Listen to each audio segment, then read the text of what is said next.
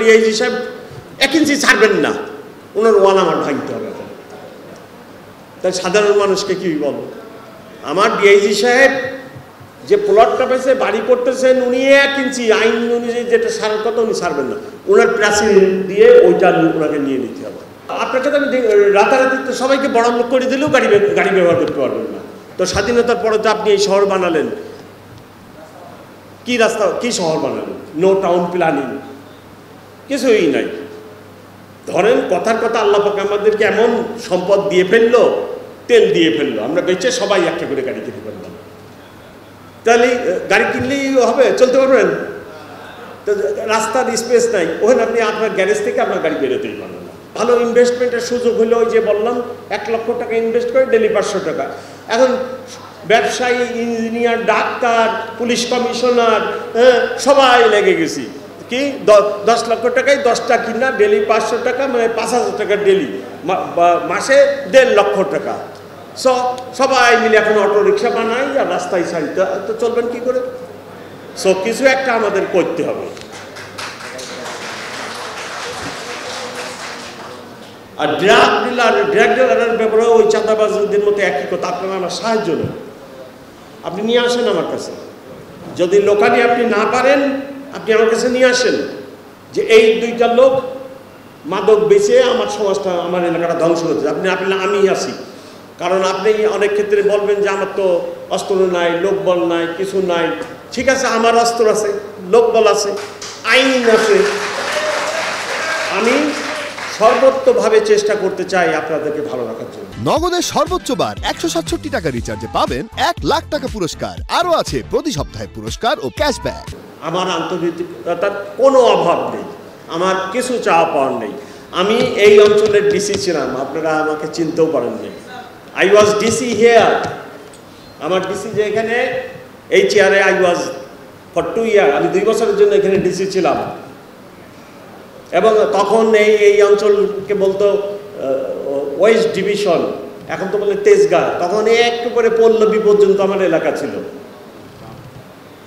আমি এই এলাকা চিনি এবং গত 20 বছর যাবত আমি এই এলাকায় বসবাস করি।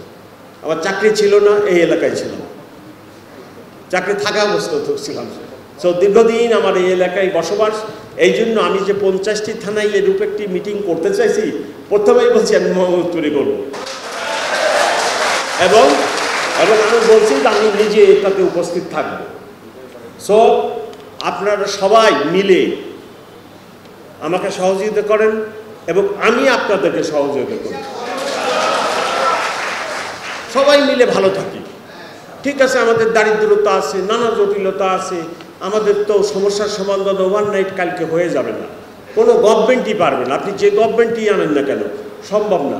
ঢাকা শহরের ট্রাফিক, একটা শহরের রাস্তা থাকার কথা 25%, 25% জায়গা রাস্তায় থাকবে, আপনার আছে 7।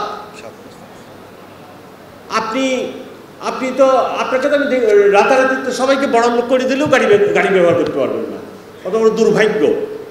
আমি যদি সবাইকে কালকেই গাড়ি দিয়ে দিই, ঢাকা শহরে 2 কোটি লোক আছে, 2 কোটি লোককে আপনি যদি সবাইকে বড়লোক হয়ে গেলাম, সবাই গাড়ি কিনে ফেললাম, চলতে পারবেন? এই ব্যবস্থা আপনি করছেন তো। স্বাধীনতার পরে তো আপনি এই শহর বানালেন, কি রাস্তা, কি শহর বানালেন? নো টাউন প্ল্যানিং, কিছুই নাই। ধরেন কথার কথা আল্লাহ পাক আমাদেরকে এমন সম্পদ দিয়ে ফেললো, তেল দিয়ে ফেললো, আমরা বেঁচে সবাই একটা করে গাড়ি কিনে ফেললাম। তাহলে গাড়ি কিনলেই হবে, চলতে পারবেন?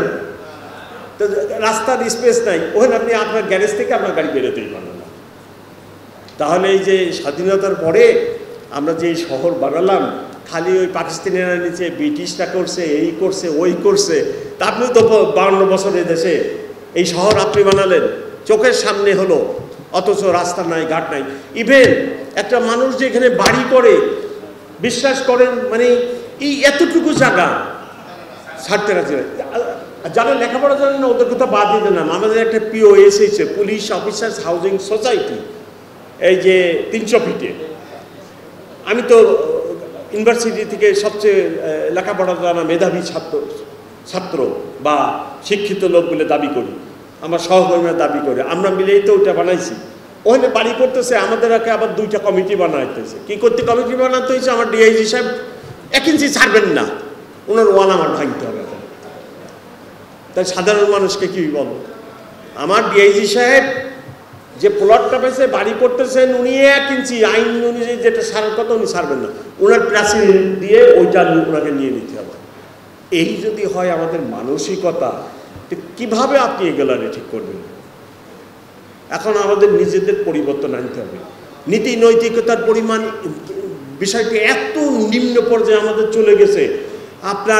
আমার খালি টাকা দরকার, আমার টাকা দরকার। এটা কিভাবে আসতেছে ওটা কোনো ইম্পর্টেন্ট নয়। ড্রাগ বেচে আসতেছে, না জুয়া খেলে আসতেছে, না দুর্নীতি করে আসতেছে, দ্যাট ডাজ নট ম্যাটার।